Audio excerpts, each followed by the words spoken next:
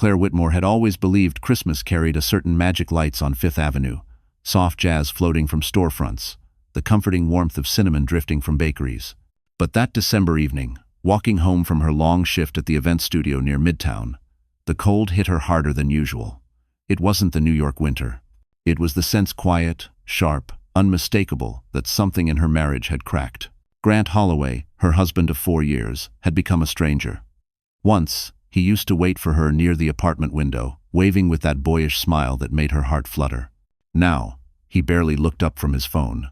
And lately, he guarded that phone like it contained national secrets. He changed his passcode twice in a week. He took late meetings nearly every night. And when Claire walked into the bedroom, he always turned the screen away. She tried not to spiral.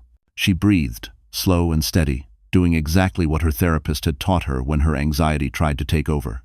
But the pit in her stomach refused to disappear.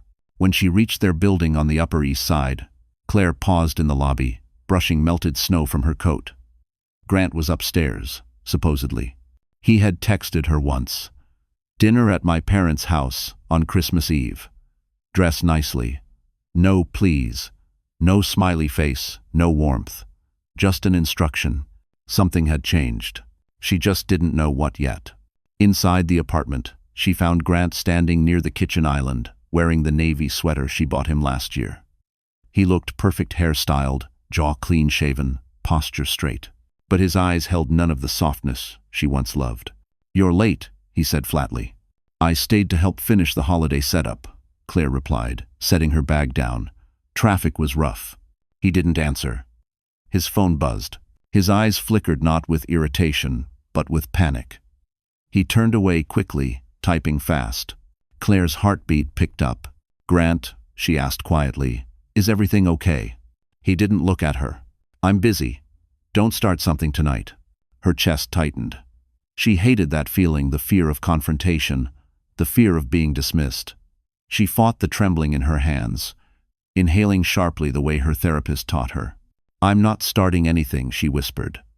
"I just miss you." 1. Silence. The kind that confirms what 1,000 words never could. Then, the phone buzzed again. Grant snatched it up and walked into the bedroom, closing the door behind him.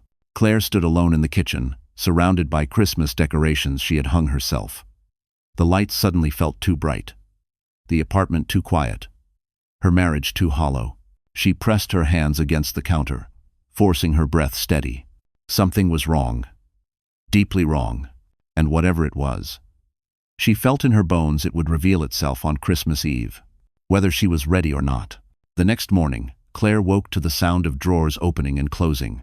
Grant was already dressed, charcoal suit, polished shoes, hair styled like he was headed to a magazine shoot rather than his family's company. She watched him knot his tie in the mirror, every movement clean and intentional, as if he were rehearsing the life he wanted, one that no longer included her. "Remember," he said without looking at her, "Christmas Eve dinner starts at 7 sharp. My mother wants everyone there early for photos." Claire forced a small, polite smile.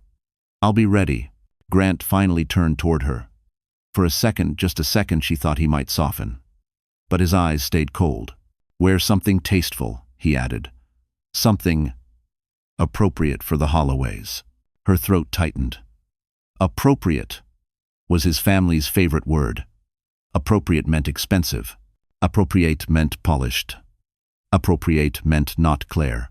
She watched him leave the apartment with quick, purposeful steps, like a man running late to a life he actually wanted. And for a moment, Claire wondered whether she had become a shadow in her own home. After he left, she sat on the edge of the bed, rubbing her thumb over her palm, a grounding technique she'd learned during one of her worst anxiety episodes. She whispered to herself, "You're okay. Today is just a day. You can get through this." But even the sound of her own voice didn't fully convince her. That afternoon, she rode the subway to Midtown for her shift, doing everything possible to keep her mind from returning to Grant's strange behavior.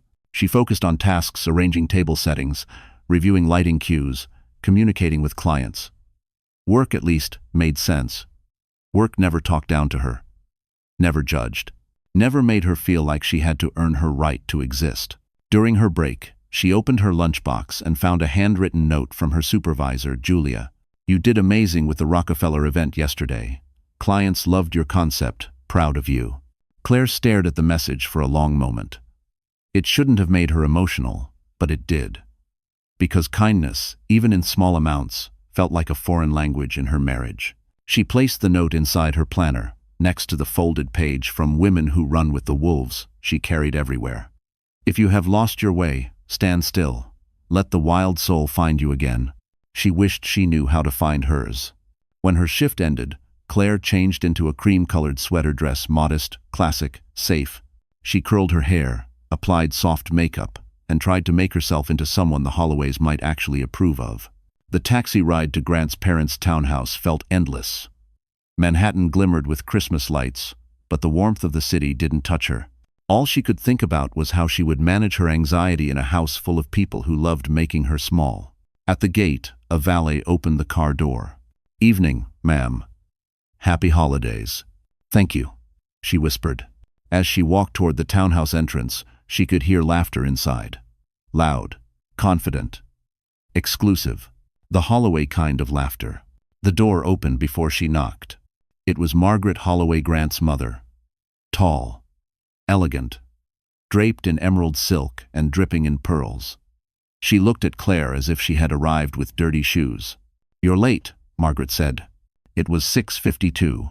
"I'm sorry," Claire replied. "Traffic was, no excuses." "Come in." Claire stepped inside. The townhouse glowed with gold lighting, polished marble floors, crystal chandeliers, the kind of wealth that demanded admiration. But the atmosphere was sharp, almost predatory. Before she could remove her coat, Margaret leaned in and whispered, "Try not to embarrass my son tonight. Remember, people are watching." A tremor ran down Claire's spine. Christmas Eve hadn't even begun, and already she felt the storm forming. The Holloway family's townhouse was the kind of place that swallowed people like Claire whole. The ceilings rose high enough to echo every judgmental whisper. Crystal sconces washed the walls with warm gold light. The entire grand room shimmered with luxury antique mirrors, velvet chairs, a 12-foot Christmas tree covered in glass ornaments imported from Italy. Claire stood near the entrance, coat still in her arms, feeling like an outsider at her own husband's family event. Grant's younger sister, Phoebe, approached with a glass of champagne already half gone. "Well, well," she said, eyes scanning Claire's dress. "At least you tried." Tried. The word stung more than it should have. Claire forced a polite smile. "Merry Christmas, Phoebe." Phoebe waved her off. "Mother is stressed. Don't take anything personally." "Actually, maybe do." Claire swallowed hard. Then Grant appeared smiling, confident, looking more alive than he had in months. But the smile wasn't for her. It was for someone standing right behind him. Claire blinked. No, it couldn't be. Sienna Blake, Grant's colleague. The woman Claire suspected for weeks, but never confronted. She stood in a scarlet silk dress that clung to her curves, hair styled in soft Hollywood waves, makeup glowing as though she'd stepped out of a magazine photo shoot. She wasn't dressed for a family dinner, she was dressed to be seen. And Grant had invited her. The world tilted for a moment. "Claire," Grant said, placing a hand casually on Sienna's back. "You remember Sienna? I thought it'd be good for her to join us tonight. She's practically part of the team." Part of the team. The words hit like a slap. Sienna extended her hand, her smile warm but her eyes razor sharp. "Hi, Claire. You look sweet. Sweet. Like a child. Like someone harmless. Like someone easy to dismiss." Claire shook her hand, though her fingers trembled. "Hi, Sienna. I didn't know you were coming." "Oh," Grant insisted, Sienna said lightly. "He said the family loves me." The Holloways listening from across the room nodded and smiled in approval. Claire felt the oxygen thinning. Phoebe slid closer, lowering her voice. "Don't look so surprised. She fits in here. You don't." It took everything in Claire not to crumble. Dinner wasn't for another hour, so guests mingled throughout the living room. Claire attempted to fade into a corner, but there was no escaping the glances, the smirks, the judgment. She heard snippets of conversations. "She's pretty but plain. Sienna has presence. Grant always brings the best to the table." And the worst part, Grant didn't correct them. He didn't defend her. He didn't even stand beside her. Sienna, meanwhile, thrived under the attention. She told exaggerated stories about her work in media, each one earning laughter from the Holloways. Grant looked at her the way a man looks at something he secretly wants, but hasn't yet claimed publicly. Not yet. Claire's chest tightened so strongly she had to excuse herself to the hallway. She inhaled slowly 4 seconds in, hold for 3, 4 seconds out like her therapist coached her. "You're okay," she whispered. "You're okay. You can handle this." But could she? Every moment felt like quicksand. As she leaned against the wall, trying to steady her breath, she overheard voices drifting from the dining room. "Grant and Sienna. I can't wait until tonight's over," Sienna whispered. "Then we don't have to hide anymore." Grant's low chuckle cut through Claire's heart. "Soon," he said. "After the holidays. I'm done pretending." Claire's vision blurred. Her knees weakened. Pretending.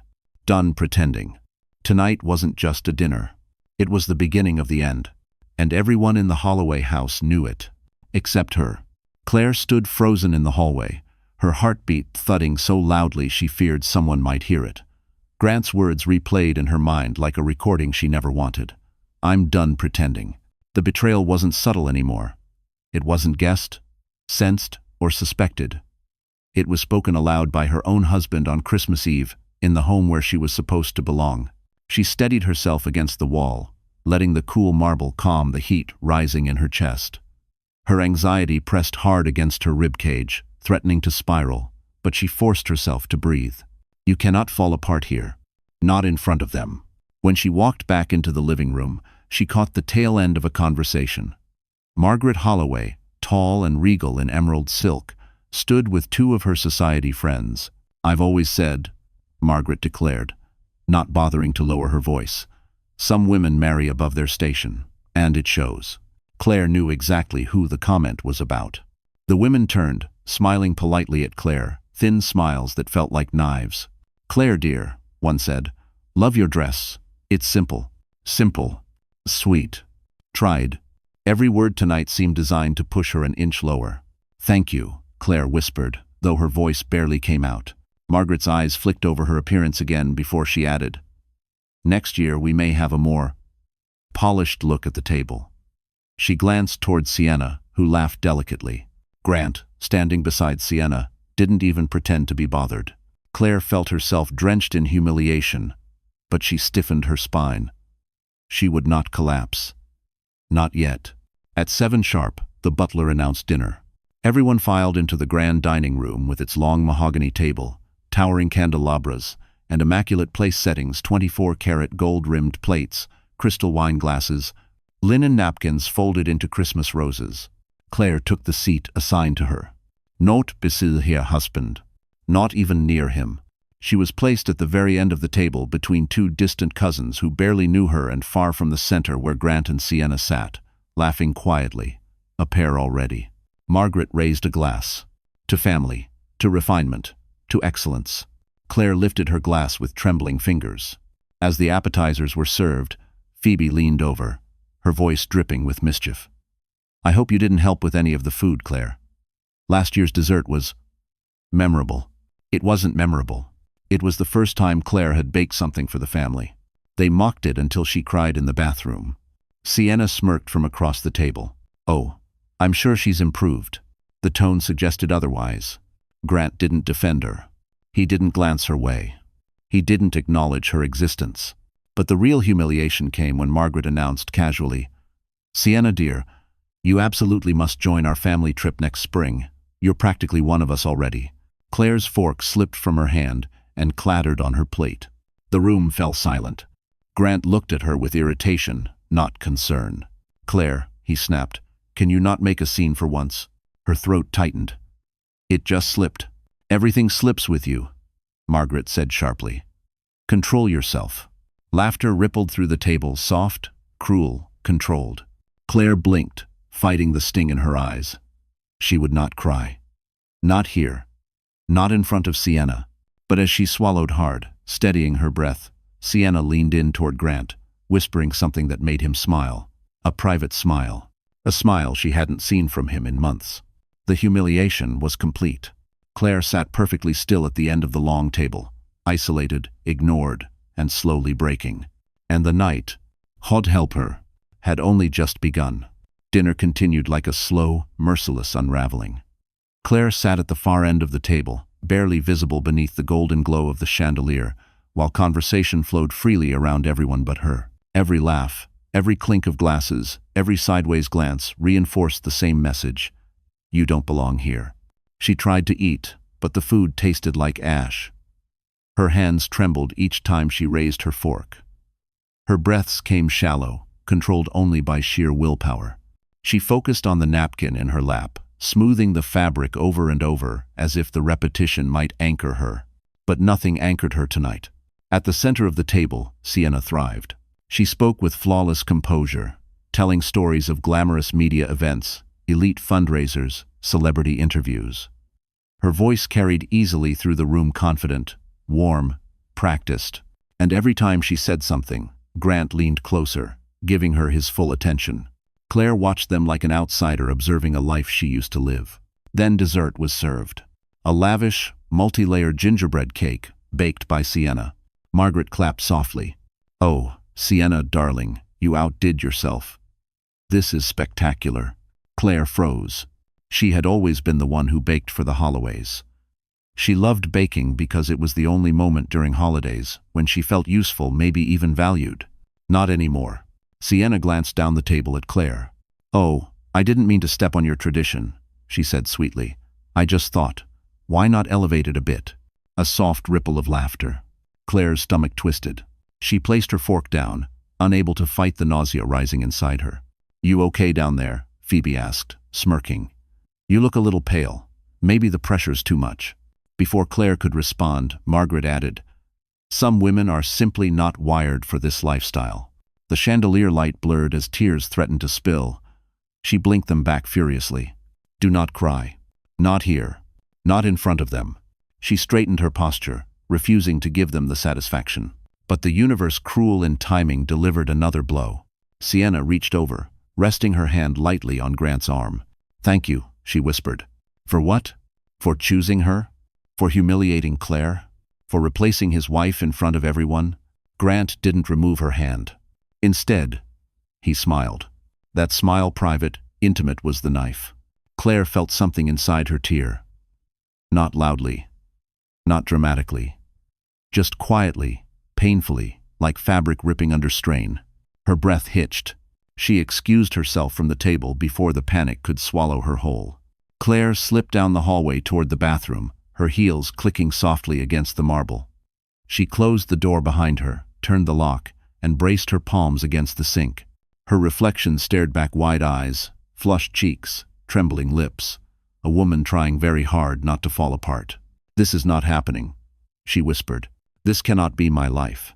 Her chest tightened painfully. Her breaths came sharp, uneven. The edges of her vision dimmed. A panic attack. Not now. Not here. She gripped the sink harder, counting the tiles on the floor, forcing herself to focus. 1 tile. 2. 3. Breathe. Don't faint. Don't break. Don't let them win.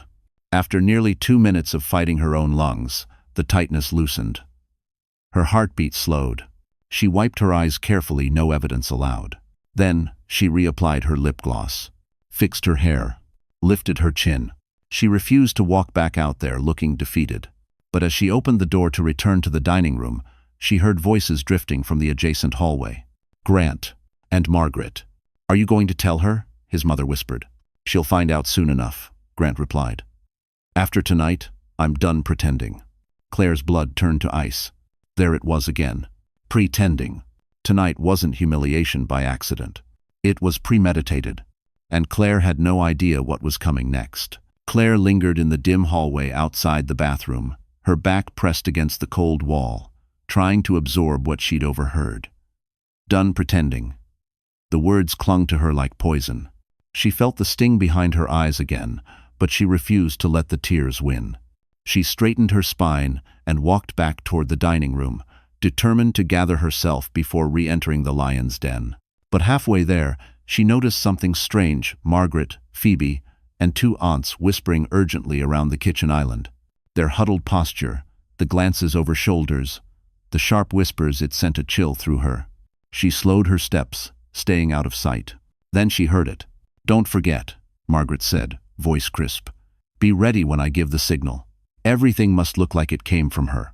Phoebe giggled. "Poor thing won't know what hit her." One of the aunts asked. "And Grant agrees. He's tired of carrying dead weight," Margaret replied. "We are simply expediting what should have happened already." Claire's hand flew to her mouth.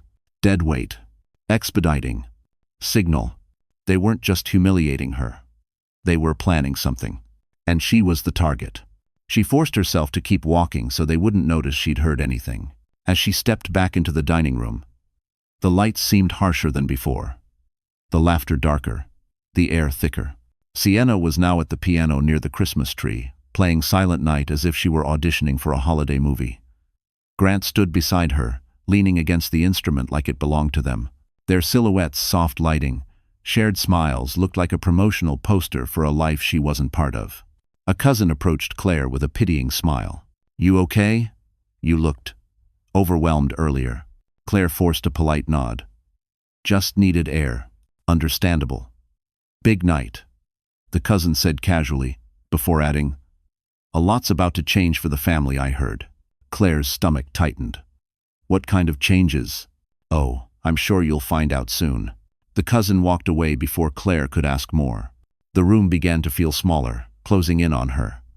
Her fingertips tingled. Her breath shortened again. She counted silently, 1, 2, 3 to control the rising panic. But then the butler entered the dining room with urgency. "Mrs. Holloway," he whispered, "we have an issue in the kitchen." Margaret's eyes narrowed. "What kind of issue?" The butler hesitated. "It appears one of the dishes is burning. The staff said the oven temperature was reset." Margaret gasped dramatically, loud enough for the whole room. "What? Impossible. Claire, did you touch anything in my kitchen?" Every head turned toward Claire. Her heart dropped. The trap. She recognized it instantly. "No," Claire said firmly. "I haven't been in the kitchen." Phoebe crossed her arms. "But you helped earlier, right?" "I only arranged place cards," Claire replied. "I didn't go near the oven."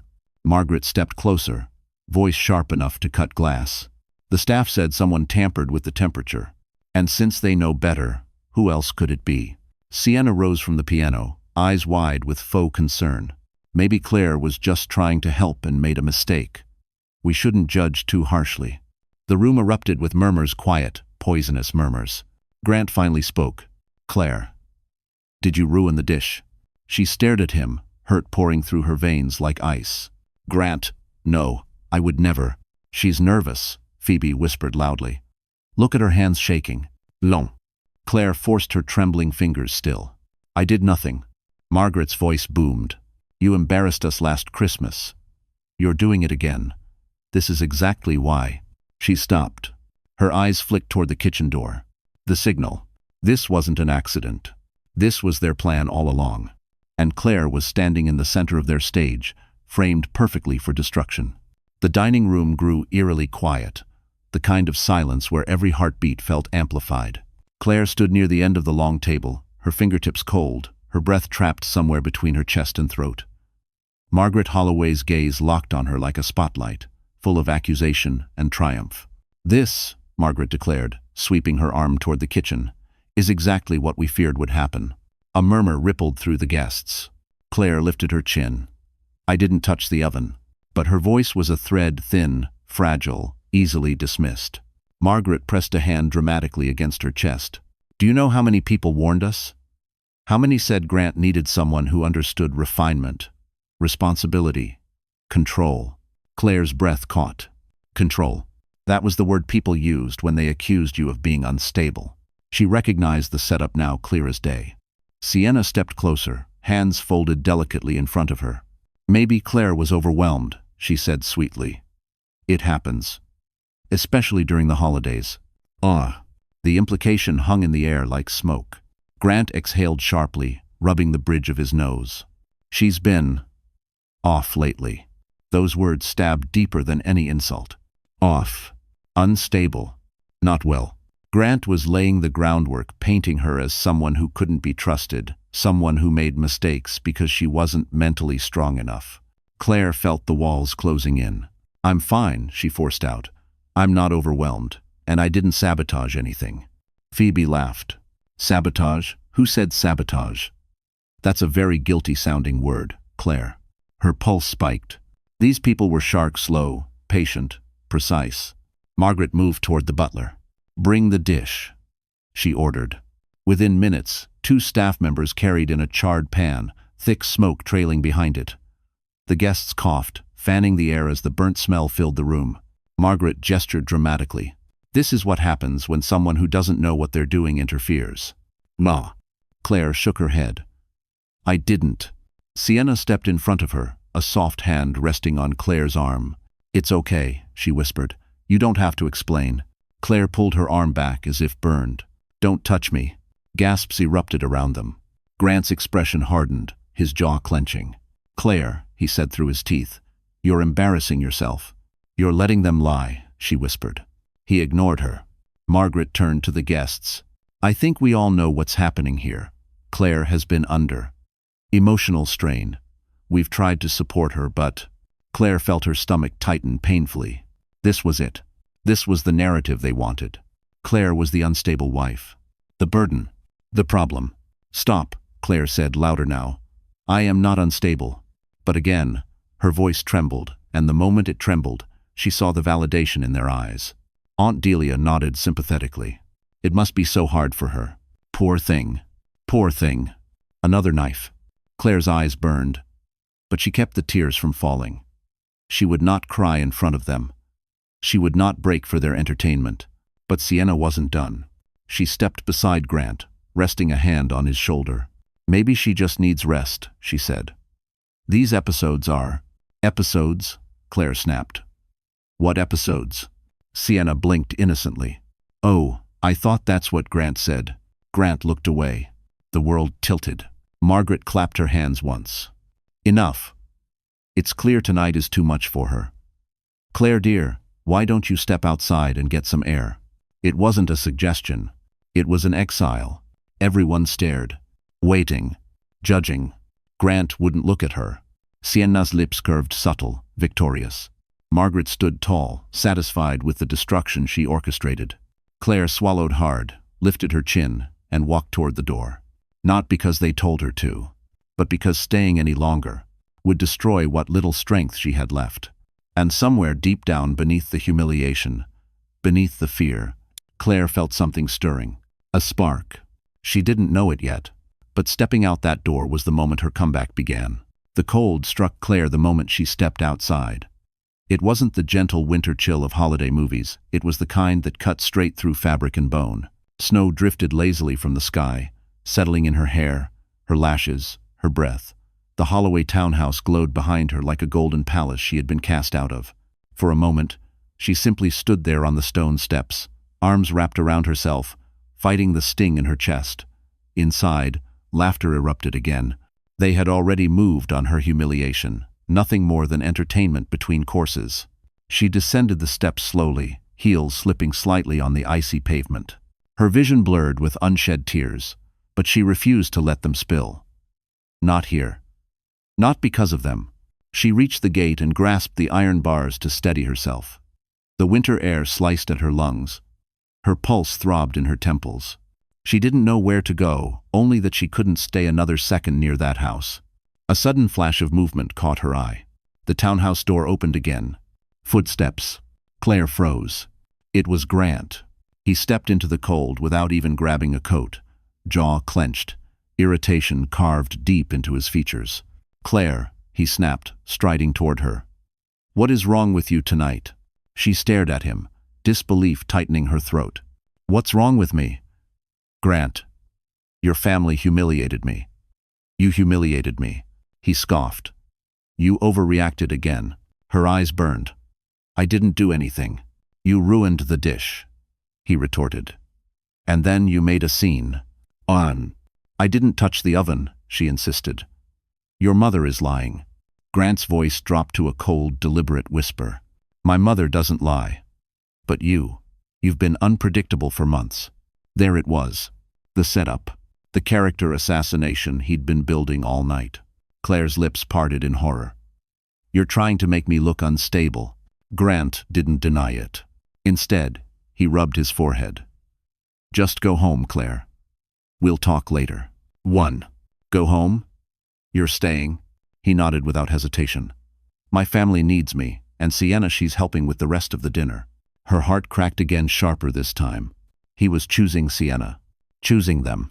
Choosing to let his wife freeze outside while he dined with the woman he planned to replace her with. You're unbelievable, she whispered. No, he replied, taking a step closer, voice low and patronizing. I'm realistic. You aren't handling things well, Claire, and everyone sees it. Tonight only confirmed what we've been worried about. We? She repeated, voice trembling. So this was planned. He didn't answer. That was enough. For the first time that night, Claire didn't back down. She didn't whisper. She didn't swallow her truth. You want to get rid of me, she said, tears finally slipping free. Just say it. Grant didn't soften. Didn't flinch. Didn't blink. Instead, he delivered the sentence that would break her cleanly in half. I want someone who doesn't drag me down. The wind punched the breath from her lungs. The world tilted. Her knees weakened. But Claire held on to the gate, refusing to collapse in front of him. Grant exhaled, annoyed. I can't do this right now. Go home. Then, without apology, without hesitation, he turned his back and walked inside to finish Christmas Eve with his mistress. As the door shut behind him, sealing her out completely, a sob escaped her, a quiet, broken sound swallowed by the snow. She didn't know where she would go next. She didn't know how she would survive the humiliation, the betrayal, the cold. But fate was already shifting, because somewhere down the street, headlights pierced through the snowfall, a sleek black Mercedes slowing as it approached her. Inside sat the last person the Holloways ever expected, and the only person who could pull Claire back from the edge. The black Mercedes rolled to a slow stop beside the sidewalk, its headlights casting long white beams through the drifting snow. Claire wiped her tears quickly, trying to steady her breathing. She didn't want anyone stranger or not to see her like this. But when the tinted window lowered, her breath caught in her throat. Claire? The voice was warm, deep, familiar in a way that struck straight to the center of her breaking heart. Harrison Whitmore. Her father. She hadn't seen him in nearly a year. He lived a quiet life away from the noise of Manhattan, deliberately avoiding the world that once worshipped him, the tech empire he built, the billions he earned, the spotlight he walked away from. And tonight, at the exact moment she collapsed, he appeared like a lifeline thrown into a frozen sea. Claire blinked, stunned. Dad? What? How are you here? Harrison stepped out of the car, ignoring the snow soaking into the shoulders of his midnight blue coat. He crossed the distance in 3 powerful strides and wrapped an arm around her before she could crumble. I was on my way to surprise you, he said softly, voice tight with concern. Then I saw you standing in the cold. What happened? The warmth of his presence, the steadiness in his voice, it broke something inside her. For the first time all night, she let herself lean on someone who wouldn't use it against her. Claire pressed a hand to her trembling lips. They humiliated me, Dad. All of them. Grant, Her voice cracked. It's okay, Harrison murmured, pulling her closer. You can tell me everything. You're safe now. Safe. The word melted the last of her defenses. He invited his mistress. Claire choked out. They made fun of me. They said I wasn't good enough. They said I ruined the food. She couldn't continue. She folded into her father's chest, sobs muffled against his coat. Harrison closed his eyes once, slowly, and when he opened them again, they were no longer soft. They were sharp, cold, lethal. Get in the car, he said quietly. Claire hesitated. Dad, Claire, he said, cupping her shaking shoulders. I will not let you stand out here 1 second longer, not after what they did. She nodded, letting him guide her into the warm leather interior. The car door shut with a heavy, comforting thud, shutting out the cold and the Holloways. Harrison slid into the seat beside her and signaled the driver. Take us to the Ritz, he ordered. Private entrance. Claire wiped her cheeks. The Ritz? Dad. That's... "Where you belong tonight," he said simply. She stared at him, exhausted, confused. "Why didn't you tell me you were in the city? Why didn't you tell me you were coming to dinner?" Harrison exhaled. "I wasn't invited. Your husband made sure of that." Her stomach twisted. "Grant? I reached out last week," Harrison said, jaw tightening. "He told me the Holloways wanted a small, private family gathering. Said you would be overwhelmed if too many people came." Claire's blood ran cold. That was the lie Grant told her therapist too. Her father continued, voice low with fury. "He didn't want me there because he didn't want me to see how they treat you." She looked down at her hands. "I didn't realize it was that bad until tonight." "It's worse than bad," Harrison said. "It's calculated." Claire swallowed hard. She had suspected it, but hearing her father say it made everything real. "You listen to me," Harrison said, shifting closer. "Nothing about tonight was your fault. Nothing. They planned this to corner you, to make you doubt yourself, to make you easy to push aside." Her breath trembled. "Why?" Harrison held her gaze. "Because they underestimated you." The car glided through the city, passing rows of glittering holiday lights. For the first time all night, the world didn't feel suffocating. It felt clearer. Harrison reached over and took her hand. "I'm here now," he said softly. "And I'm not leaving again." Claire exhaled shakily, leaning back against the seat. For the first time in hours, maybe in months, she felt something that had almost disappeared from her life. Hope. The Mercedes glided through Manhattan's quiet Christmas Eve streets, the city glowing with festive lights while Claire rested her forehead lightly against the window. Snowflakes streaked across the glass, melting instantly, like fragile moments that never got a chance to stay. Her breathing had steadied, but a hollow ache remained deep, bruising, impossible to ignore. Harrison watched her for a moment before speaking, his voice low. "Claire, I'm sorry I wasn't there sooner." "When?" She shook her head. "Dad, you didn't know."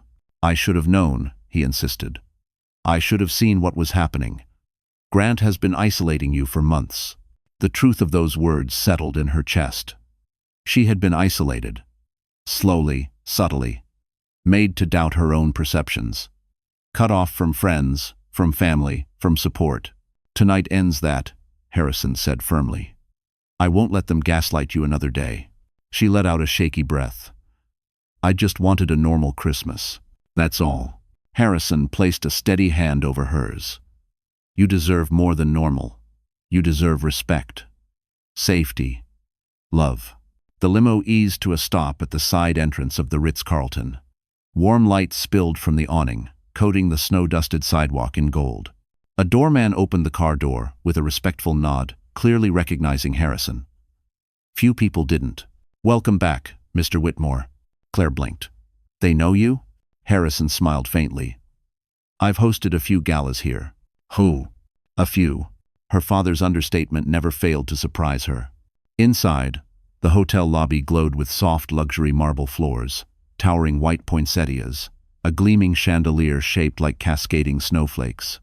It was peaceful, far from the chaos she'd escaped. Claire inhaled deeply, letting the warmth seep into her frozen bones. Harrison led her toward the private elevators. "I booked the penthouse earlier today.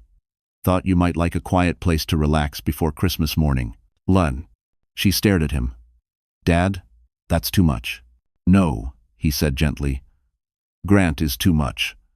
What happened tonight is too much. This," he gestured toward the elevator, "is simply me taking care of my daughter." Claire swallowed the lump in her throat.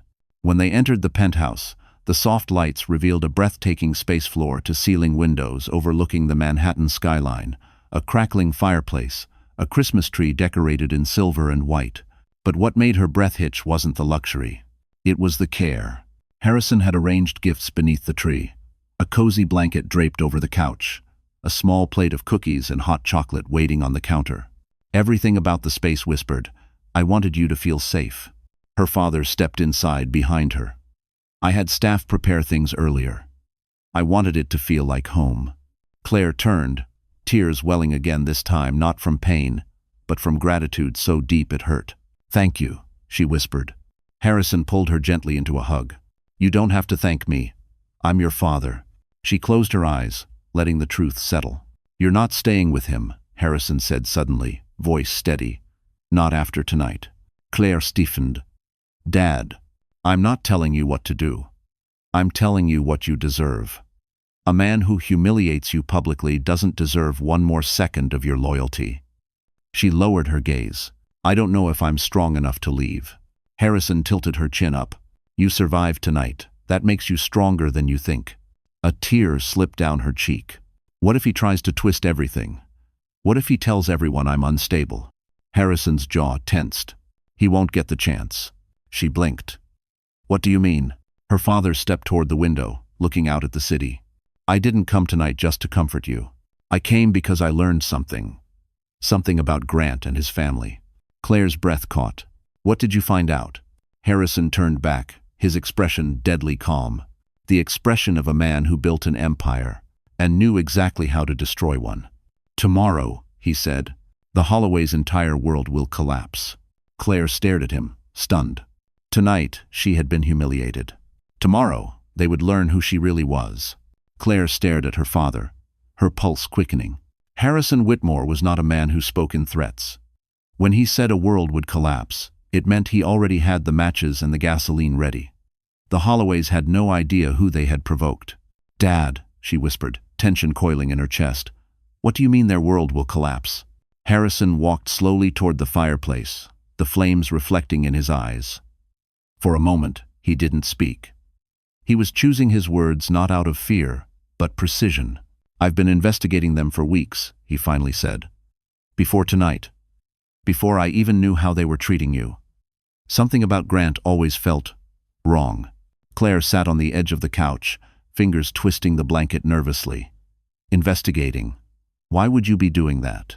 Because every time I tried to see you, Harrison said softly, there was an excuse. You were busy. You were tired. You didn't want visitors. But I know you, Claire. You've never pushed me away, not once in your life. So I started looking deeper. The room felt heavier. What did you find? She asked. Harrison exhaled slowly, then faced her fully. The Holloways are in financial trouble so severe they've been hiding it from their own board. Grant's failing projects, his mismanaged assets, and, his voice sharpened, his relationship with Sienna are all tied into shady dealings. Claire's breath hitched. Sienna? She's involved? Oh, yes. Harrison nodded grimly. She's been leaking selective information to hurt competitors' information Grant helped her obtain. They thought they were being clever, but what they're doing is illegal. A chill ran down Claire's spine. And Margaret, she whispered. Harrison's expression darkened. She's been covering for them. Smoothing things over. Threatening staff. She's far more ruthless than she lets on. Claire pressed a hand to her mouth. And you have proof? Harrison reached into his coat and pulled out a sleek black folder, heavy, expensive, unmistakably serious. I have everything, he said. Emails. Financial reports. Surveillance footage. Even voice recordings. Claire felt the room blur for a moment. Her humiliation tonight had come at the hands of people who were rotting from the inside. But why tell me now? She asked in a whisper. Why on Christmas Eve? Because, he said gently, I needed you to see who they are before I bring them down. I needed you to know, this isn't your failure, Claire. You didn't lose Grant. You escaped him. The words hit her so deeply she felt the air punch out of her lungs. Harrison stepped closer and took her hands, grounding her. You are not weak. You are not unstable. You are not the problem. They manipulated you. Gaslit you. Tried to break you so you wouldn't see the truth. Then, Claire's eyes brimmed this time not with humiliation, but with the overwhelming relief of finally being believed.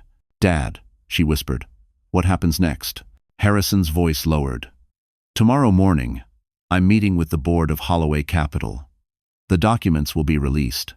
Federal investigators will be alerted. By noon, Grant's name will be plastered across every financial publication. Claire inhaled sharply. And Margaret? She asked. She'll be publicly tied to the cover-up, he said. Her reputation in every social circle she values will be gone. Claire tried to absorb everything, her mind racing between shock and clarity. They hurt you, Harrison said calmly. They tried to break you, and they believed you had no one. His voice deepened. They were wrong. Claire closed her eyes, letting the truth settle into her bones. For so long, She had felt powerless, small, insignificant, silenced. But now? Now she had someone in her corner with enough power to shake Manhattan. When she opened her eyes, something inside her had changed. A steadiness, a fire. And Harrison saw it too. "That's my girl," he murmured. Claire slept only a few hours in the Ritz-Carlton penthouse, drifting in and out of shallow dreams, the kind where humiliation replayed itself in blurry loops. Each time she woke, the ache returned. The burned dish, the laughter, Grant's cold stare, Sienna's triumphant smile. But when she finally stepped out of bed the next morning, Manhattan was washed in soft winter light. Snow blanketed the city, muting the usual chaos. For the first time in months, she didn't feel dread when she opened her eyes. Harrison had left a note on the nightstand in his precise handwriting. "Breakfast is on the table. Meeting begins at 10. I want you there. Dad." Claire took a deep breath. He wanted her there. Not hidden. Not silenced. Zane. She wrapped herself in the robe the hotel provided, walked to the dining area, and stopped. On the table sat a flawless breakfast spread: croissants, berries, warm oatmeal, with cinnamon food she actually liked. Next to it lay a small wrapped box. She opened it slowly. Inside was a delicate gold bracelet engraved with one word: enough. Her eyes welled instantly. Harrison always knew how to speak in quiet gestures. She placed it on her wrist. Enough humiliation. Enough pretending. Enough being small. She was done. At 9:45, she dressed in a simple, elegant ivory sweater and tailored trousers. No makeup except a touch of concealer. She didn't want armor. She wanted truth. Harrison met her near the private elevator, dressed in a dark overcoat, expression calm but steeled. "You ready?" he asked. She nodded. "Yes." "Good," he said, "because they won't be." The car ride to the Holloway headquarters was silent except for the city's muffled hum beneath layers of snow. When they arrived, Harrison guided her through the back private entrance, security already expecting him. Claire had been here only once before, years ago, when she and Grant were first dating. Back then, everything felt intimidating, but exciting. Today, the building felt cold, towering glass hiding rotten foundations. As the elevator rose, Claire's hands trembled slightly. Harrison noticed. "You don't have to speak," he assured her. "Just be present." "I want to speak," she whispered.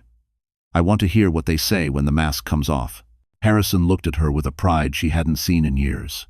The elevator opened into the executive boardroom, a massive space with sweeping skyline views. A long glass table dominated the room, surrounded by high-backed leather chairs. Grant was already there. He turned when he heard footsteps. And froze. "Claire," he said, stunned. "What are you doing here?" She held his gaze. "That's what I came to find out." Grant's tie was crooked, hair slightly disheveled, dark circles visible under his eyes. It was clear he hadn't slept either, but for very different reasons. Before he could respond, the board members entered one by one, shaking Harrison's hand with a level of respect Grant had never commanded. Margaret arrived last, wrapped in a fur coat, annoyance already simmering. "What is the meaning of this?" she demanded. "Why are you here, Claire?" "For transparency," Harrison said coolly. Margaret stiffened when she realized who he was. "Yes," Harrison cut in. "I'm Claire's father, and today, I'm here to address your family's misconduct." Grant's face paled. "You can't just walk in here and—" "I can," Harrison said, "because your father's company accepted investments from mine. And as of this morning, I've initiated a full audit." Shock rippled through the room. "You're bluffing," Margaret hissed.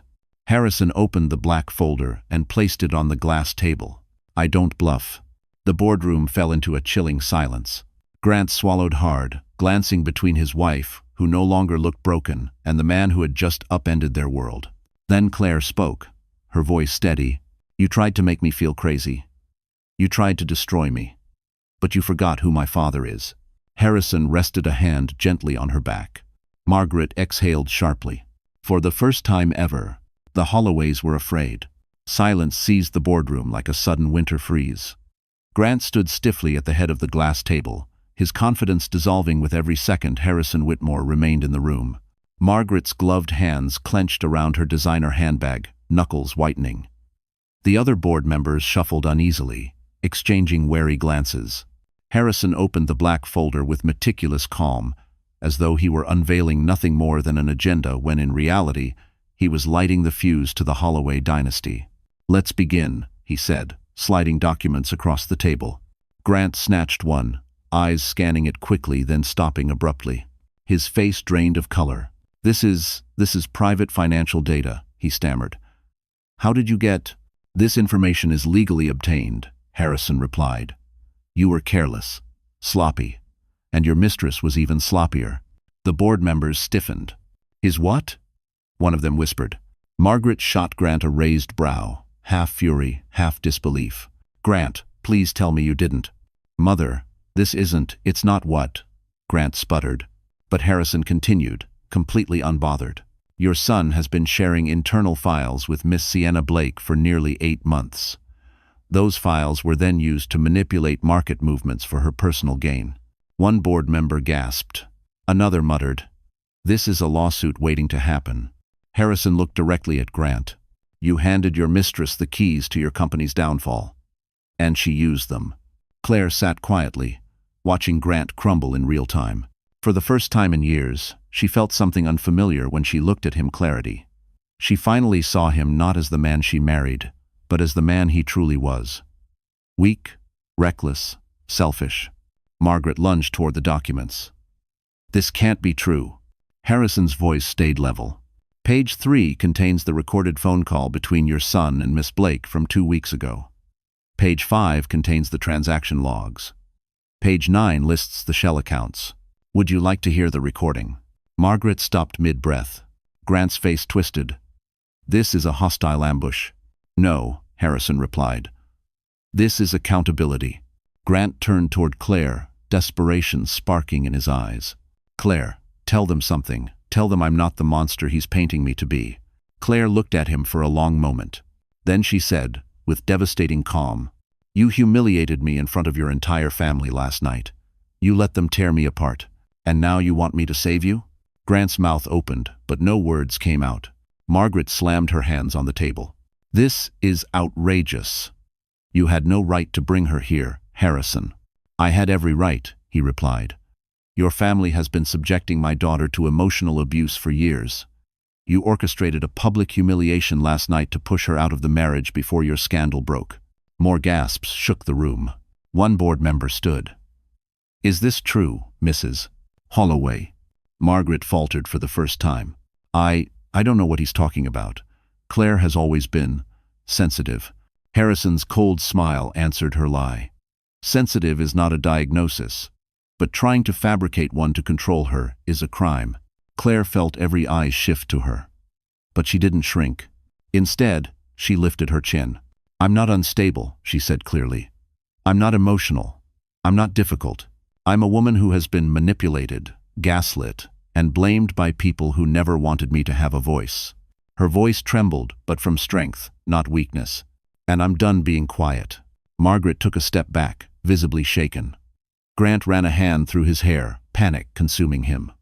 The board members exchanged looks not of sympathy, but of betrayal toward the Holloway family. Harrison closed the folder. "Effective immediately," he said. "I'm calling for a temporary corporate freeze, a full federal investigation, and an emergency leadership vote." Grant's breath hitched. Margaret whispered, No, this can't be happening." Claire turned toward the window, Manhattan stretching out before her in glittering lines. For years, she felt trapped in a world that minimized her. Now, she was watching that world fall at her feet. And for the first time, it wasn't her breaking. It was them. The boardroom had never been so quiet. The tension was thick, electric, trembling at the edges like a live wire. Grant's composure, once his greatest asset, had shattered completely. His shoulders slumped, his jaw clenched, eyes darting across the room in frantic attempts to regain control. But control was no longer his. "Let's be reasonable," Grant said finally, forcing a smile that resembled a grimace. "We're family here. We can work this out privately." Harrison didn't even blink. "Your definition of family," he said, "is vastly different from mine." Margaret's breath caught. "Harrison, you're blowing this out of proportion." "No," Claire cut in, her voice clear and steady. That's what you did. For years. Every head turned toward her. She had never spoken loudly in this room, never demanded to be heard.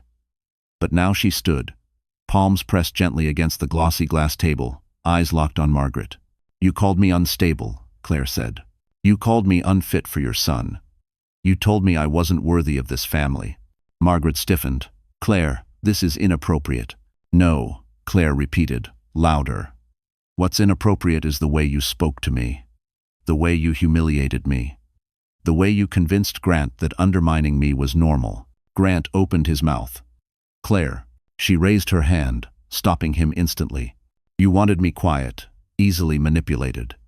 Grateful for scraps of attention. Last night, you all made sure I understood exactly how little you thought of me. Her throat tightened, but she refused to let it stop her. But here's the thing, she said. Last night, for the first time, I realized you were wrong about me. All of you. Phoebe, standing near the window, rolled her eyes. Claire didn't even look at her. She looked directly at Grant. You weren't protecting me, she said. You were controlling me. Every missed family visit? Every plan that didn't go through? Every time you said I was too anxious or too emotional? Those were excuses. Your excuses. And I believed them because I thought you were my partner. Her voice dropped to a trembling whisper. I was wrong. Grant's eyes widened shock, guilt, fear, all tangled together. But Claire wasn't finished. You said I dragged you down, she said. You said I made you look bad. But the truth is, I spent years holding you together, supporting you, believing in you. And last night, when you threw me to the wolves, I finally saw who you were without me. Harrison's jaw tightened with pride.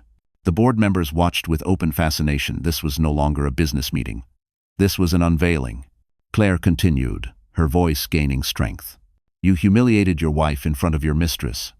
You destroyed our marriage long before I walked out of that house. And now your company is collapsing because you handed confidential data to a woman who used you. A soft murmur spread across the room. Grant shot to his feet. That's not fair. It's exactly fair, Claire said. You manipulated me, then turned around and let someone else manipulate you. Margaret's voice broke. Claire, please. No, Claire repeated. You don't get to stop me now. She inhaled deeply. I want a divorce. The words landed like an explosion. Grant's face twisted. Claire, don't do this. We are done, she said. She turned to Harrison. And I want everything documented legally. I want protection. I want my freedom. You'll have all of it, he said without hesitation. Grant stumbled backward, almost colliding with a chair. Claire, don't destroy me like this. You destroyed yourself. Her voice was cold. Sharp. True, you humiliated me in front of your family. But today, Grant. She stepped back, letting the board see every inch of her strength. You humiliated yourself in front of your empire. Grant's mouth opened, but no sound emerged. And Claire, a woman who had entered the Holloway family, as quiet, meek, and eager to please, walked out of the boardroom with her father beside her, leaving the Holloways to drown in the ruins they built. The elevator doors slid shut behind Claire and Harrison, sealing off the chaos of the boardroom like a chamber finally relieved of its poison. For a long moment, neither spoke. The silence wasn't heavy, it was restorative. Claire leaned lightly against the mirrored wall, breathing slowly, letting her racing pulse settle. Harrison watched her with quiet pride. You handled yourself with more grace than anyone in that room deserved. Claire swallowed, emotion tightening her throat. I felt like I was shaking the whole time. You didn't show it, Harrison said. And even if you had, strength isn't measured by how steady your voice is. It's measured by the truth inside it. The elevator descended smoothly, the city skyline emerging through the glass panel behind them, New York glittering like a field of diamonds, oblivious to the destruction happening inside the Holloway empire. Claire exhaled deeply. So, what happens now? Now, Harrison said, we rebuild your life not as someone's wife, not as someone's afterthought, as yourself. The elevator chimed, opening into the lobby. Cameras flashed outside the revolving doors, paparazzi already catching wind of a corporate scandal. Security blocked them from entering. But Claire still stiffened. They're here for the Holloways, Harrison assured her. Not you. But a sinking realization hit her. Once the story goes public, I'll be dragged into it. Harrison placed a reassuring hand on her back. Only if you let them define your story, and we won't. Back at the Ritz-Carlton penthouse, Claire slipped off her coat and sank onto the sofa. The quiet was soothing, but her mind buzzed with leftover adrenaline. Everything in her life had changed in less than 24 hours. A knock sounded at the door. Claire tensed, but Harrison checked the peephole and relaxed. "It's someone I asked to come," he said. He opened the door to reveal Julia Morales, Claire's supervisor from the event studio. Julia, warm and sharp-eyed, stepped in holding 2 cups of Starbucks coffee. "I came as soon as I heard," Julia said, setting the coffees down before pulling Claire into a tight hug. "You okay? I saw the news alerts. Something big is happening at Holloway Capital." Claire stiffened. "You saw it already?" "Oh, honey," Julia said, smoothing Claire's hair the way a big sister would. "You're trending." Claire's stomach dropped. "Trending?" Julia lifted her phone. Headlines flashed across the screen. Holloway Capital, under investigation, sources say internal leaked files involved. Empire at risk. Grant Holloway accused of corporate misconduct. Who is Claire Whitmore? The wife at the center of the storm. Claire pressed a hand to her forehead. "This is too much." "Len." "No." Julia corrected gently. "It's your moment if you choose to take it." Claire blinked. "My moment?" Julia nodded. "You've been dimmed for years. People at work have noticed how quiet you are, how careful you are. But today, you stood up to a wealthy, powerful family in front of their entire board." She smiled proudly. "The world needs to hear that story." Claire hesitated. "I don't want to be famous." Julia laughed. "Good. Real strength isn't loud. It's honest." "No." Harrison stepped beside them. "Julia has a proposal for you." Claire looked at her supervisor. "A proposal?" Julia pulled a folder from her bag. "We're launching a nonprofit design initiative next year, projects for shelters, community centers, youth programs. We need someone with your heart, your eye, your kindness. And now," she glanced knowingly at Claire, "your story." Claire's chest tightened with something warm, hopeful. "But I'm just a junior designer." Julia shook her head. "Not anymore. Harrison will sponsor the program, and I want you as the creative lead." Claire stared at her. "Me?" "You," Julia repeated, smiling. For the first time in what felt like forever, Claire let the possibility sink in. A life beyond the Holloways. A future she chose. A version of herself she had never dared imagine. And as she looked between her father and the supervisor who believed in her long before she believed in herself, Claire felt it, not revenge, not triumph, but rebirth. She was rising. Slowly, surely, unstoppably. Morning sunlight spilled through the penthouse windows like warm gold, washing over the sleek marble floors and glittering off the skyscrapers below. Claire sat curled on the sofa, hands wrapped around the Starbucks cup Julia had brought, watching the city inhale and exhale with its usual holiday rhythm. Except today, Manhattan was buzzing with something else. Her story, or rather Grant's downfall. Harrison stood near the window, phone pressed to his ear, voice low but sharp. "Yes. Proceed with the audit. No, do not delay the press release. Thank you." He hung up and turned toward her. "You're trending again," he said gently. Claire's eyebrows lifted. "Is that good or bad?" "Both," Harrison admitted. "But that's why you must choose what to do next, Claire. The narrative is forming with or without you." Claire exhaled a shaky breath. "I don't want to be seen as a victim." "Oh, you're not," Harrison said. "You're a survivor. And survivors get to define what comes after." She nodded slowly. For years, she had been afraid to speak. Afraid to stand up. Afraid to be seen.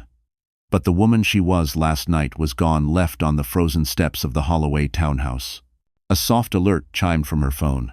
Claire hesitated before looking. 50+ missed calls. From Grant. From Margaret. From unknown numbers, reporters, she guessed. She placed the phone face down. "I'm not ready to hear from them," she whispered. "You won't have to," Harrison said. "We can block them." Claire shook her head. "No. I need to hear what they say. I need time to breathe first." Harrison nodded with respect. He wasn't here to shield her, he was here to support her choices. By noon, the news cycle hit its peak. Julia had turned on the TV at low volume, letting the reports blend into the background like distant thunder. Federal investigation underway. Sources confirm corporate misconduct. Grant Holloway accused of internal leaks. Claire watched quietly. She expected to feel vindicated, but instead she felt something different. Release. Freedom. This wasn't about revenge. It was about truth finally coming into the light. The elevator dinged. Claire looked up, startled. A familiar tall figure stepped into the penthouse. Avon Carter, her father's close friend. A soft-spoken but confident CEO who often consulted on charity initiatives. She had met him briefly at a fundraiser 2 years ago before her world became small. "Hope I'm not interrupting," Evan said, offering a warm smile. Claire blinked. "Evan, what are you doing here?" "I asked him to join us," Harrison explained. "He's overseeing some of the non-profit partnerships Julia mentioned." Evan stepped closer, eyes steady on Claire. "Your father told me what happened. I'm truly sorry you went through all that." Claire flushed slightly but nodded. "Thank you. I also came because I believe your story matters," Evan continued. "Not as fodder for tabloids, but as a reminder that quiet people often carry the heaviest storms." The way he said it, gentle, respectful, made her chest warm. "We're launching a national program for community arts next year," Evan explained. "Murals, shelters, design projects for safe spaces. Your vision could lead it." 1. Claire's mouth parted. "Me? Lead it?" "Yes," he said firmly. "People want authenticity, heart, humanity. You have all of that." Her face softened. "I don't know what to say." "Say you'll think about it," Evan replied. "I will," Claire whispered. Their eyes held for a moment longer than politeness required. Harrison noticed. Julia noticed. Claire definitely noticed. And for the first time since her marriage began to crumble, she felt something she thought she'd lost forever. Possibility. Then Claire's phone buzzed again. Not with a call, but with a video message from an unknown number. Harrison frowned. "Don't open it if it's from the Holloways." But Claire's gut told her this wasn't from Margaret or Grant. She tapped play, and the image that appeared on screen made her blood run cold. It was Sienna Blake, recorded last night, standing in the Holloway kitchen, whispering into her phone. "Everything's ready. When Margaret gives the signal, blame it all on Claire." Claire's hand flew to her mouth. She replayed it twice, heart pounding faster each time. Someone inside the Holloway house had filmed the truth and sent it to her. Evan stepped forward. "Claire, who sent that?" She shook her head, stunned. "I don't know, but whoever they are, they just gave us the missing piece." Harrison smiled, the kind of smile that promised justice. Claire didn't rise alone. Now the world would watch her rise higher. For a long moment, no one in the penthouse breathed. The only sound came from the soft hum of the heater and the faint noise of Manhattan far below. Claire held the phone like it was a live fuse, her pulse hammering in her ears. Sienna's voice repeated in her mind. "When Margaret gives the signal, blame it all on Claire." She swallowed hard. "Dad, this video, it proves everything." Harrison stepped closer, his expression sharpening. He took the phone gently from her hands, replaying the clip with a level of controlled fury Claire had never seen in him. "This," he said quietly, "changes everything." Julia leaned forward from the kitchen counter, eyes wide. Who would have recorded her? Evan crossed his arms, thoughtful. Someone inside the Holloway house. Someone who didn't like what they saw last night. Claire's mind rifled through the faces, staff, relatives, guests, everyone who had watched her humiliation. The memory made her stomach twist. "What if it's a trap?" she whispered. Harrison shook his head. "No. Sienna didn't know she was being filmed. That's genuine." "How do you know?" Claire asked. He looked at her with fatherly certainty. "Because I've spent decades reading liars. And that woman, she thought she was safe." Claire ran a hand through her hair, pacing slowly. "What do we do now?" Harrison's eyes glinted with a strategist's instinct. "We use it." Evan nodded, already stepping into problem-solving mode. "This video proves premeditated manipulation. It undermines any narrative the Holloways try to spin, especially about your instability." "Huh. I still can't believe they did that to me, Claire whispered, voice cracking. They wanted to destroy me. Correction, Julia said gently. They tried to destroy you. But they failed. And now you have something they can't mimic: truth. Claire's throat tightened. The truth. It had almost cost her everything. And now it might save her. Harrison placed a hand on her shoulder. Claire, I want you to be the one to decide how we use this. Her breath hitched. Me? Yes, he said. You've been silenced for years. Not anymore. Not ever again. This is your voice now. Evan leaned against the marble island. There are 3 options. Claire blinked. 3. 1, Evan said, raising a finger. Release it to the board. Quietly. Let them bury the Holloways from within. 2, Julia added. Leak it to the media. Let the world see exactly how they treat people. Harrison stepped closer. And 3, save it for the divorce proceedings. This would give you full protection, full alimony, full credibility. Claire swallowed, overwhelmed. What do you think I should do? All 3 looked at her. You tell us, Harrison said softly. What outcome gives you peace? Claire closed her eyes. She saw 3 images. Grant smirking beside Sienna at the dinner table. Margaret whispering orders like a general at war. Her own hands shaking as they forced her out the door. When she opened her eyes again, she wasn't the woman they bullied last night. I want the board to have it, she said, voice steady. They need to know the truth first. And then, if the Holloways try to lie publicly, I'll release the video myself.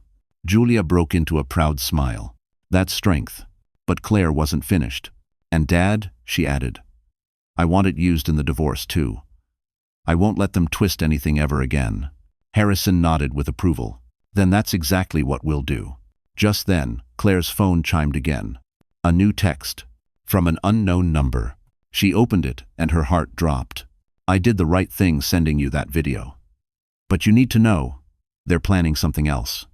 Be careful. No name. No hint. Just a warning. Claire looked up, fear and fire warring inside her chest.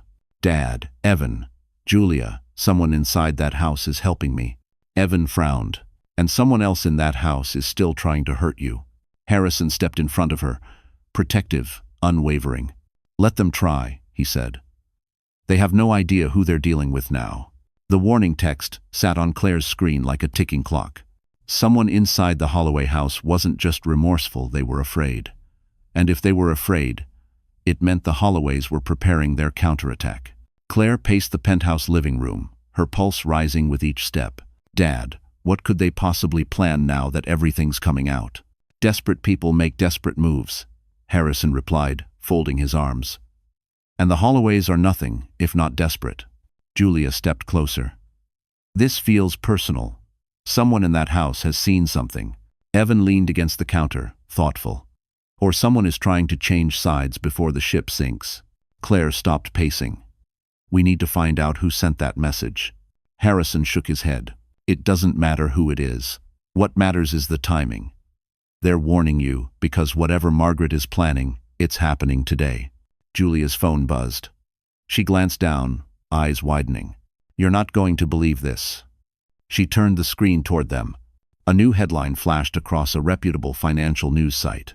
Holloway family denies allegations, claims. Emotional breakdown sparked false accusations. Claire's breath caught. No, they wouldn't. But they had. Grant's face appeared next to the headline, looking solemn and victimized, an expression she recognized too well. He had used that same expression to gaslight her for years. Julia scrolled. They're saying you invented everything because of unresolved mental health struggles. Claire's throat tightened. They're calling me unstable. Again. Harrison's expression hardened into steel. Enough. This ends now. He pulled out his phone and made a call. His tone was calm, but every word was edged with authority. This is Harrison Whitmore. Release the document packet. He ended the call. Claire stared at him. Dad, what did you just do? He tapped the folder on the table. I made sure the board and the SEC receive everything we've collected on the Holloways. They won't be able to twist anything now. Evan nodded in approval. Once that information hits official channels, The Holloways won't have time to smear Claire. They'll be too busy scrambling to save themselves. Claire exhaled slowly. Relief washed through her, but beneath it was lingering fear. Fear of what the Holloways might do before the truth closed in on them. Her phone buzzed again. Another message from the unknown number. Margaret is panicking. She's blaming Sienna. You should see this. Then a video file appeared. Claire tapped play with shaking hands. The footage showed the Holloway living room last night's decor still in place. Margaret's voice rang out, sharp and cutting. You destroyed everything, she screamed. You let her get the upper hand. You and that useless son of mine. Sienna fired back, furious. This isn't my fault. Grant's the one who gave me the files. Grant lunged toward her. You were supposed to be discreet. Sienna shoved him. You told me she wouldn't fight back. Margaret stepped forward, venom dripping from her voice. Fix it, or I will make sure your career burns before ours does. No. The video ended abruptly. Claire stared at the screen, pulse pounding. The Holloways were officially imploding, and someone was feeding her evidence of every crack. Julia let out a low whistle. Wow. They're eating each other alive. Evan shook his head. This is what guilt looks like. Harrison placed a hand on Claire's shoulder. You have everything you need. This is irrefutable proof. They can't smear you anymore. 1. Claire felt her knees weaken not from fear, but from the weight lifting off her shoulders after years of being silenced. They can't hurt me anymore, she whispered. No, Harrison agreed softly. But that's not the ending. Claire looked up, confused. It's not? Not yet, he said. The world has seen them fall. Now it's time for the world to see you rise. Claire drew in a steady breath. For the first time, she didn't just believe it. She was ready. The next 48 hours swept through Manhattan like a storm. News anchors scrambled for updates. Financial journalists dug deeper into the Holloway scandal. Social media erupted with theories, sympathy, outrage, and applause for Claire, some calling her the silent wife who finally spoke. But Claire didn't spend those days glued to the headlines. She spent them rebuilding herself. Harrison insisted she stay at the Ritz-Carlton penthouse until the legal and corporate dust settled. Julia visited daily with project documents, ideas, and encouragement. Evan met with her each afternoon to discuss the nonprofit initiative, and somehow, those meetings became the calmest part of her day. Now, on the third morning since everything exploded, Claire sat at the penthouse's floor-to-ceiling window, sipping tea while the city glittered below. She wore soft beige loungewear, not designer, not curated, just comfortable. Julia arrived first, bursting through the door with her usual whirlwind of energy. Okay, she announced, dropping her tote on the counter. The world is officially on your side today. Every outlet is running stories about your courage. Some are even calling you a role model. Claire nearly choked on her tea. Me? A role model? Absolutely, Julia said. You confronted a toxic family empire, stood up for yourself, and helped expose corruption. People are inspired. 1. Claire tucked a strand of hair behind her ear, embarrassed. I didn't plan any of that. Exactly, Julia said with a grin. That's why they love you. Harrison entered from the hallway, dressed in a crisp navy suit. Expression unreadable. Press conference is set for tomorrow morning, he said. The board requested your presence. Claire stiffened. Me? Why would they want me there? Because your account matters, Harrison said. They want the truth from the person who lived it. Vin. Her throat tightened. I'm not a public speaker. I know, Harrison replied gently, but you are a truth teller, and that's more important. Evan arrived moments later, carrying a folder and giving Claire a warm smile that somehow eased her nerves instantly. You look more grounded today, he said softly. I feel different, she admitted. Good, he said, because I have something to show you. He opened the folder and slid a portfolio toward her. Inside were mock-ups, sketches, community proposals, donor commitments, pages filled with ideas for shelters, youth centers, arts programs, and public installations. These are your ideas, Evan said. From your old notebooks. Julia found them in your desk drawer. Claire blinked. I didn't think anyone read those. We did, Evan replied. And they're brilliant. This, he gestured to the folder, is what your future can look like. Not the Holloway name, not the marriage that caged you. You. High. Emotions swelled in her chest, soft, fragile, overwhelming. I didn't think I had anything left to offer, Claire whispered. Evan shook his head. You have more than you know. Harrison stepped closer. Claire, listen. For years, you lived your life shrinking yourself to fit inside someone else's shadow. Now you have the chance to choose your own horizon. Claire pressed a hand to her heart. I want to do it. I want to lead the program.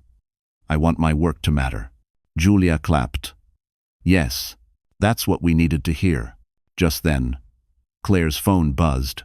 But this time, it wasn't a warning. It wasn't fear. It wasn't the Holloways. It was a message from the National Arts Foundation that Evan had contacted. We would like to feature Claire Whitmore as a keynote speaker for our Spring Impact Forum. Her stomach flipped. A keynote speaker? That's huge. Evan smiled. You deserve huge. Claire read the message again, more slowly this time. For the first time in her life, she felt momentum moving toward her instead of against her. She wasn't just surviving anymore. She was ascending. The morning of the press conference arrived with a soft, pearly light over Manhattan, quiet, almost reverent. As if the city itself understood what was about to happen. Claire stood in front of the Ritz-Carlton penthouse mirror, smoothing the front of the ivory blouse Julia had picked for her. No glitter, no theatrics, just a woman finally stepping into her truth. Her hands trembled slightly. Old habits, old fears. But beneath the trembling, there was something stronger. Certainty. When Harrison entered the room, he paused in the doorway, pride written openly across his features. You look like yourself again, he said. Claire turned, surprised by the emotion in her chest. It's been a long time since I even recognized myself. You're here now, he said softly. And today, the world will see that too. Mo? The conference took place at the Holloway Capital headquarters, the same building where Claire had been dismissed, ignored, minimized. But today, the energy was different. Security stood tall. Press waited outside in clusters. Board members gathered inside with an air of grim responsibility. Claire walked through the revolving doors beside her father. Evan and Julia followed close behind, offering silent encouragement. As she stepped inside the boardroom, every head turned, but not with disdain, not with judgment, with respect. The chairwoman of the board, a composed woman named Eleanor Westbrook, gestured for Claire to join her at the front. Thank you for being here, Miss Whitmore, Eleanor said. Your presence is essential. Claire nodded, throat tight but steady. I'm ready. Reporters filled the back rows as cameras flashed. Eleanor began. We are here to address the misconduct within Holloway Capital, and we want transparency. Today, Miss Claire Whitmore will speak first. Claire stepped forward. It felt like stepping off a cliff and landing on solid ground. She inhaled slowly. My name is Claire Whitmore, she began. For years, I believed I wasn't enough because I was told I wasn't, by the people who should have protected me. She paused, letting the weight settle. I was humiliated, gaslit, blamed. And when their empire started to fall, they tried to use my mental health as their shield. Reporters leaned forward. But the truth always finds the light. Last night, a recording surfaced, proving that my humiliation was orchestrated. I was never unstable. I was never the problem. She lifted her chin. I was a target. A ripple of emotion passed through the boardroom. And now, Claire continued, voice warm but unwavering, I choose not to be defined by that pain or by the people who caused it. I am stepping into something new. She glanced back at Julia and Evan, two pillars now forming the foundation of her next chapter. I will be leading a national nonprofit design initiative dedicated to rebuilding safe spaces for women and youth across the country. I choose to heal. I choose to create. I choose to rise. A hush fell across the room, one woven from awe. Eleanor stepped forward. Thank you, Miss Whitmore. Your courage is extraordinary. Maifru. Then came the final blow, not from Claire, not from Harrison, but from the board itself. We hereby vote, Eleanor announced, to remove Grant Holloway from all leadership positions effective immediately, pending federal investigation. A reporter whispered, he's finished. Claire felt a tremor of final closure, clean, powerful, righteous.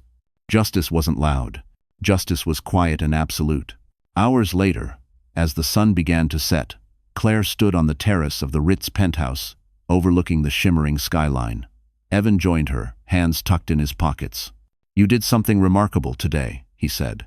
"I just told the truth," Claire replied softly. "Sometimes," Evan said, stepping closer, "that's the most remarkable thing a person can do." Their eyes met, warm, gentle, open. For once, Claire didn't look away. A knock sounded behind them. Harrison appeared in the doorway, smiling. "Ready for dinner?" he asked. Claire nodded. But before following him inside, she took one last look at the city, once a place where she felt lost, small, invisible. Now, it was a place she was finally ready to belong to. And as she stepped back inside, surrounded by the people who believed in her, one truth settled into her bones. In finally choosing herself, she had won everything the Holloways tried to take. So, that's where our story finally closes. My wonderful friends. And if you're still here with me at this moment, it tells me something. Something in this journey touched your heart in a way that words alone can't explain. Maybe it reminded you of your own strength. Maybe it whispered that you deserve better. Maybe it showed you that even the quietest person can rise when the world expects them to fall. The truth is, life will always give us moments that break us, but as Marcus Aurelius wrote, the impediment to action advances action. What stands in the way becomes the way. Claire's pain didn't stop her. It shaped her. And that's a reminder for all of us.